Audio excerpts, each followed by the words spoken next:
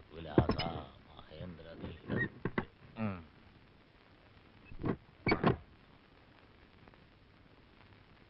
മച്ചമ്പിയും പിള്ളേരും ഉറങ്ങിയോടി. ആ മൂത്ത മോനും മച്ചമ്പി ഇപ്പോഴും കുളത്തിലുണ്ട്. എന്താ നിങ്ങൾക്കൂടെ പോണോന്നുണ്ടോ? അവളുടെ പേരെന്താന്നാ പറഞ്ഞേ? ആരുടെ? ആ തമിഴത്തി പെണ്ണിന്റെ. പവിഴം. നിന്റെ പേരെന്താന്നാ പറഞ്ഞേ? എന്റെ പേര് ഇതുവരെ ആയിട്ടും കേട്ടിട്ടില്ലേ? അല്ല, എന്നാലും പറ, നിന്റെ പേരെന്തുവാടി? ബാനു. ഭാനുമതി.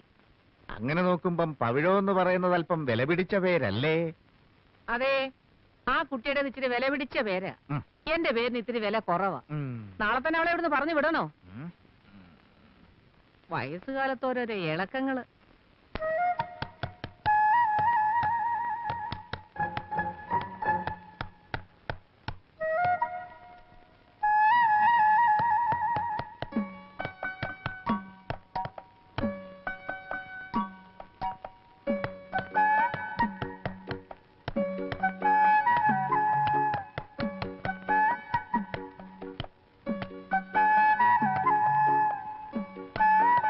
ഇവിടെ എന്താ ഒരു മരാമത്ത് പണി?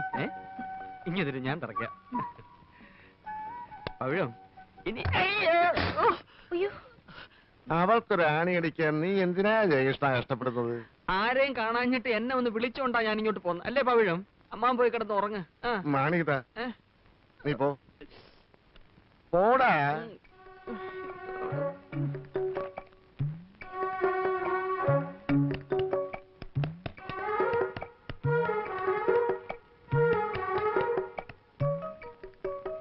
കുട്ടിക്ക് ഇപ്പോ എന്താ ഇവിടെ തൂക്കേണ്ടത്? വേണേ ഞാനൊരു പടം തരാം.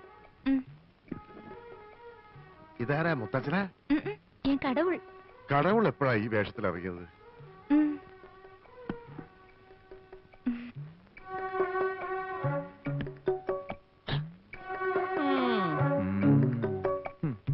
കുട്ടിക്ക് ഇനിയും വല്ല ആണി അടിക്കണമെങ്കിൽ എന്നോട് പറഞ്ഞാൽ മതി കേട്ടോ.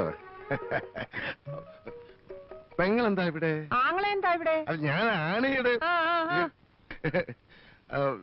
അകത്തുനിന്ന് തുറക്കാവുന്ന വാതിലുകളായല്ല.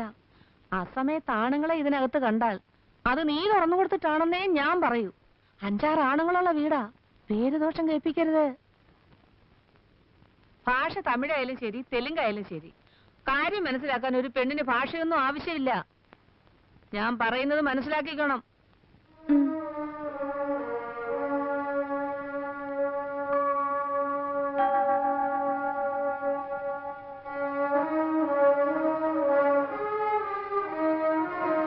എന്താടാ? അമ്മ പറഞ്ഞ മുഴുവൻ ഞാൻ കേട്ടു. അതുകൊണ്ട് പറയാ, ഞാൻ പറയുന്നിട്ട് ബഹളം വെക്കരുത്. പൊള്ളാച്ചിയിൽ അവരുടെ കാര്യങ്ങൾ അറിയാവുന്നതുകൊണ്ടും നമ്മുടെ അന്തസ്സോർത്തോണ്ടും പറയുക, അവളോട് ആ തളത്തി കിടക്കാൻ പറഞ്ഞ ശരിയായില്ല. അവിടെ എന്ത് സുരക്ഷിതത്വം അമ്മയുള്ളത്? പുറത്തുനിന്നൊരുത്തൻ ജെല്ലി കൂടെ കൈയിട്ട അവളൊന്ന് നിലവിളിച്ച നമ്മൾ ആരെയും കേൾക്കോ? അവളകത്ത് കിടത്ത്.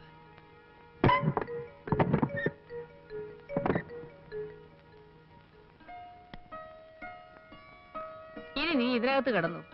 ആ കുട്ടിയുടെ മുത്തച്ഛന്റെ പടമേ ഇതിനകത്ത് തൂക്കിക്കോളൂ.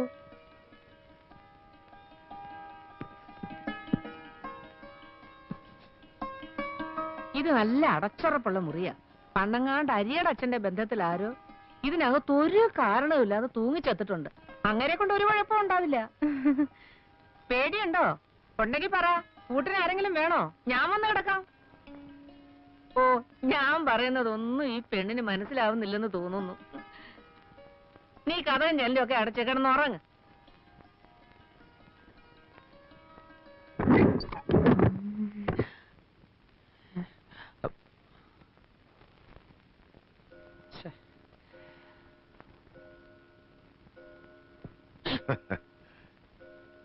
നീ അവക്കൊരു താമസം ശരിയാക്കി കൊടുത്തു അല്ലേ? നന്നായി. നിന്റെ എന്റെയൊക്കെ മനസ്സ് ശുദ്ധ.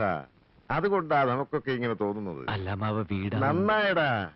ഞാൻ മനസ്സിൽ കണ്ടത് തന്നെയാ നീ ചെയ്തത്. ഇപ്പോ അകത്തൊരു കുളിരുണ്ട്. ഇനി ഭക്ഷണവും കൂടി അവിടെ കൈകൊണ്ടാകുമ്പോ ഉറക്കം കൂടി ശരിയാകും. പവിഴം അടുക്കളയിൽ കയറേണ്ടെന്നാ പെങ്ങള് പറഞ്ഞത്. ഭക്ഷണം നമുക്കിപ്പോഴും ഒരു പ്രശ്നമാണ്. അതെ.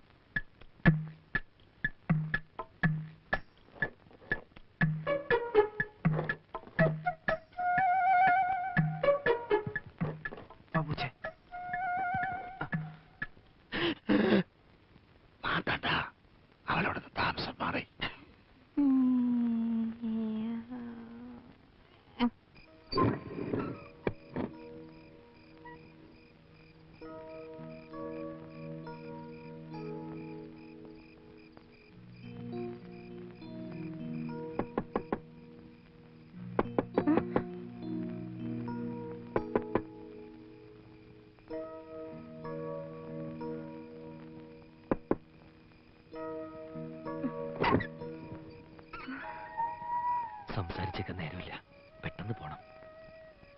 ആരൊക്കെയാണ് പിന്നിലുള്ളതെന്ന് പോലും എനിക്കറിയില്ല. പിടിച്ചു പോയാൽ ആ കുഴപ്പം.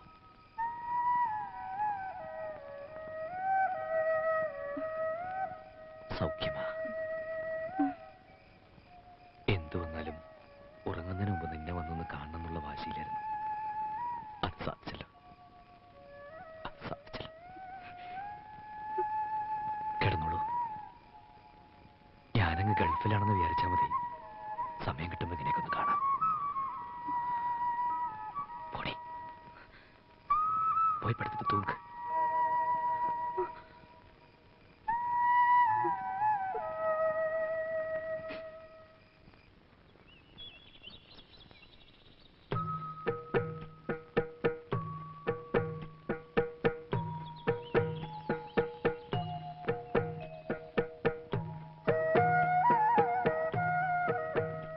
ഇവിടെ ഓണത്തിന് മുറ്റത്ത് പൂവിടുന്ന പതിവുണ്ട്. നീ എന്ത് മന്ത്രവാദമായി കാണിക്കുന്നേ? ഇതല്ലേ മച്ചമ്പി കോലം? വരച്ചു വരച്ചതിപ്പോ ഒരു കോലത്തിലായത് ലക്ഷണമുണ്ട്. അവള് വരയ്ക്കുന്നതേ നമുക്ക് തിന്നാനുള്ള പുട്ടിന്റെ പൊടിയെടുത്താ. തലയ്ക്ക് അസുഖം വല്ല ആണെങ്കിലേ എല്ലാത്തിനും പൊക്കിയെടുത്ത് ഞാൻ പുറത്തെറിയും. മനുഷ്യർ തിന്നാനുള്ള സാധനം എടുത്താണ് മുറ്റത്ത് വരച്ചു കളിക്കുന്നത്. കേറി പൊടിയകത്ത്.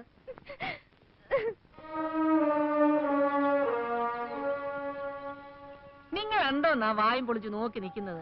ഞാൻ എല്ലാം കാണുന്നുണ്ട്. പെങ്ങളെ, അവളൊരു കോലം വരച്ചതാ. അവരുടെ നാട്ടിൽ ദിവസവും രാവിലെ ചെയ്തൊരു തൊഴിലായത്. ദേ, ഈ കിടക്കുന്നൊരു മഹാലക്ഷ്മിയാ. ഒരു പെൺകുട്ടി വീടിന്റെ മുറ്റത്ത് മഹാലക്ഷ്മിയെ കൊണ്ടിരുത്തുമ്പോ വേണ്ടാന്ന് പറയണ മച്ചമ്പി? പറയണ്ട.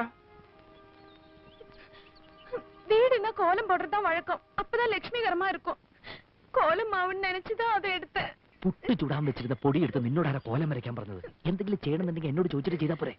அம்மா அடிப்பாங்களா? അമ്മ അടിക്കാൻ വന്ന ബോധം കെട്ട് വീണു. ബാക്കി കാര്യം ഞാൻ ഏറ്റു. ஐயோ, എന്താ നീ അവളോട് എന്ത് തെമ്മാടിത്തരാ കാണിച്ചേ? അവളെന്താ കരഞ്ഞോണ്ട് പോന്നെ? വൃത്തിയായിട്ട് കാണിച്ച കൊന്നുകളയും ഞാൻ. ഞാനൊന്നും ചെയ്തിട്ടില്ല. പ്രശ്നം വേറെയാ. എന്താ പ്രശ്നം? അവൾ ഇന്നലെ രാത്രി ജയേട്ടനോട് സംസാരിച്ചെന്നും പറഞ്ഞ് അമ്മ അവളെ പൊതിരെ തല്ലി. ഞാൻ എപ്പോ സംസാരിച്ചു? ജയേട്ടന് ഇപ്പൊ അവസ്ഥയ്ക്ക് പോണ്ട. தெரியாம இந்த தப்ப செஞ்சுட்டு இனிமே இப்படி செய்ய மாட்டேன். என்ன மன்னிச்சிடுங்க. നീ പറയുന്നത് പലതും എനിക്ക് മനസ്സിലാകുന്നില്ല. എന്നുവെച്ചാ തെറ്റ് കണ്ടാ ഞാൻ വഴക്ക് പറയും. ചിലപ്പോ അടിച്ചെന്നും വരും. എന്റെ അമ്മ എന്നോട് ക്ഷമിക്കണം. ഇതെന്താ? ഓരോരോ പ്രായത്തിൽ ഓരോരോ തെറ്റുകൾ ഏത് മക്കളും ചെയ്യും. ഞാനങ്ങനെ അറിയാതെ വല്ല തെറ്റും ചെയ്തു പോയിട്ടുണ്ട്. അമ്മ എന്നോട് ക്ഷമിക്കണം. ആരായാലും ഒന്ന് പൊട്ടിച്ചിട്ടേ ഞാൻ ക്ഷമിക്കത്തുള്ളടാ. അപ്പൊ നീ ആയിരുന്നു പുട്ടിന്റെ പൊടിയെടുത്ത് അവക്ക് കൊടുത്തത് അല്ലേടാ? ഹരീഷ്ണ,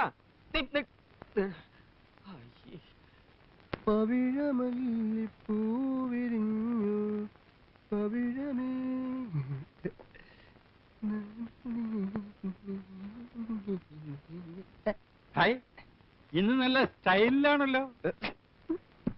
എന്താണെന്നറിയില്ല, ഇപ്പോ എല്ലാവരുടെയും മുഖത്ത് നല്ല തെളിച്ചമുണ്ട്. പാലെങ്ങനെയുണ്ട്? പാലിപ്പോഴും പണ്ടത്തെ പോലെ തന്നെ ഏട്ടാ, വെളുത്തിട്ട്. അത് തന്നെ ഞാനും ചോദിച്ചത്. ശമ്പളം കൊടുക്കുന്നുണ്ടെങ്കിലേ അത് ഞാൻ കൂടി അധ്വാനിച്ചുണ്ടാക്കി കാശാ. ചോദിച്ചാൽ ഉത്തരം പറയണം. അങ്ങനെ അങ്ങ് ദത്തെടുക്കല്ലേ.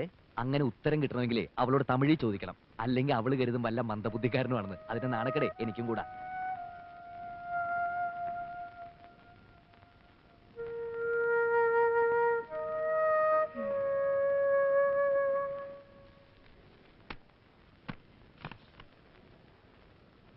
ഞാനാടോ കുട്ടൻ നായർ.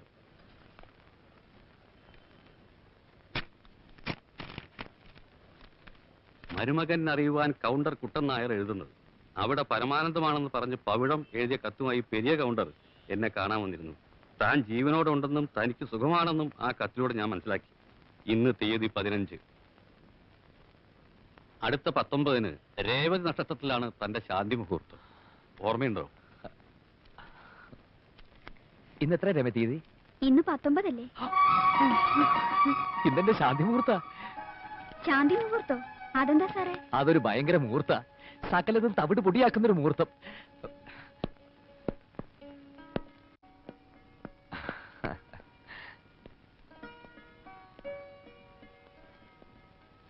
പൗഴ എവിടെ അമ്മേ? അവള് ചന്തയിൽ പോയി.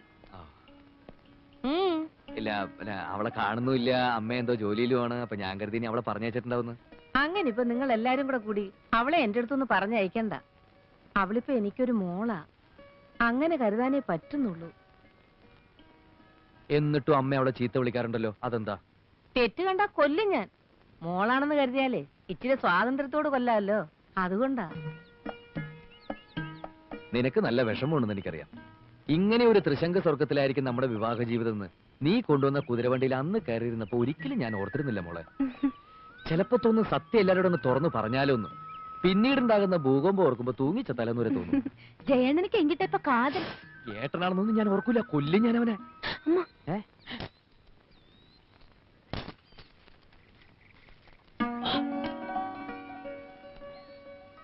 ഇന്ന് രാത്രി നീ ഇറങ്ങി വരണം, ഞാൻ തൊഴുത്തിൽ കാത്തിരിക്കും.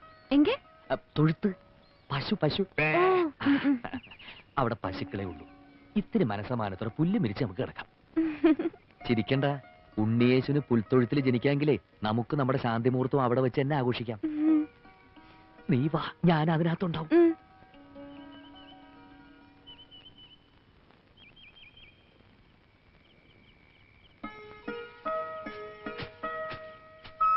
കുഞ്ഞുലക്ഷ്മി, ഞങ്ങൾക്ക് കിടക്കാൻ ഇത്തിരി സ്ഥലം എടുത്തിട്ടുണ്ട്. അമ്മയും മോനും കൂടി അത് ചാണകത്ത് നാറ്റിക്കരുത്. അവളെന്താ വരാത്തത്? ജയേട്ടന്റെ മുറിയിൽ ലൈറ്റ് ഉണ്ടല്ലോ ഈശ്വര, വരും.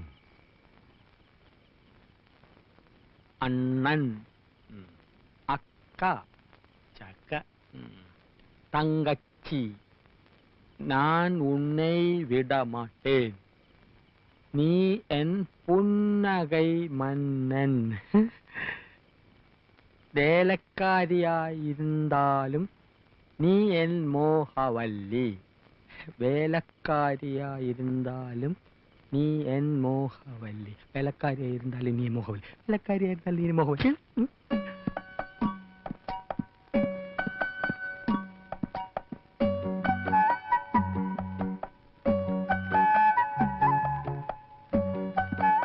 എന്താടാ അവിടെ? ജോലി കഴിഞ്ഞെങ്കിൽ പവിഴത്തോട് ചോദിച്ചിത്തിരി തമിഴ് പഠിക്കാമെന്ന് കരുതി. ഒരു സന്ദർഭം കിട്ടുമ്പോ വെറുതെ കളയണോ? ഓടാ, സന്ദർഭം കിട്ടിയപ്പോ നേരാൻ വേണ്ട എഴുതാനും വായിക്കാനും പഠിക്കാത്ത നീയാ ഇപ്പൊ തമിഴ് പഠിക്കുന്നത്. പോടാ പൈത്യക്കാരാ, പോയി തൂങ്ങടാ, ഇല്ലെങ്കി കൊന്നിടുവേ. നീ കഥ അടച്ച് തൂങ്ങ്.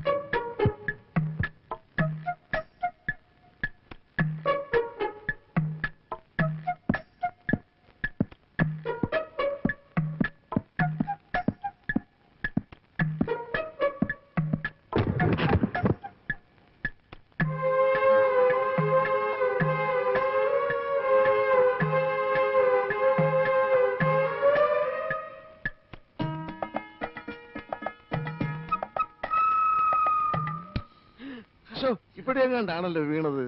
എല്ലാരും എന്തോന്ന് ആ തപ്പിക്കളിക്കുന്നത്? എന്റെ കയ്യിൽ നിന്നൊരു ഗുളിക താഴെ വീണു, അത് തിരയായിരുന്നു. മച്ചത്തേക്കോട്ടാ രാത്രിയില്. ഞാനൊന്ന് ഭാര്യ വീട് വരെ.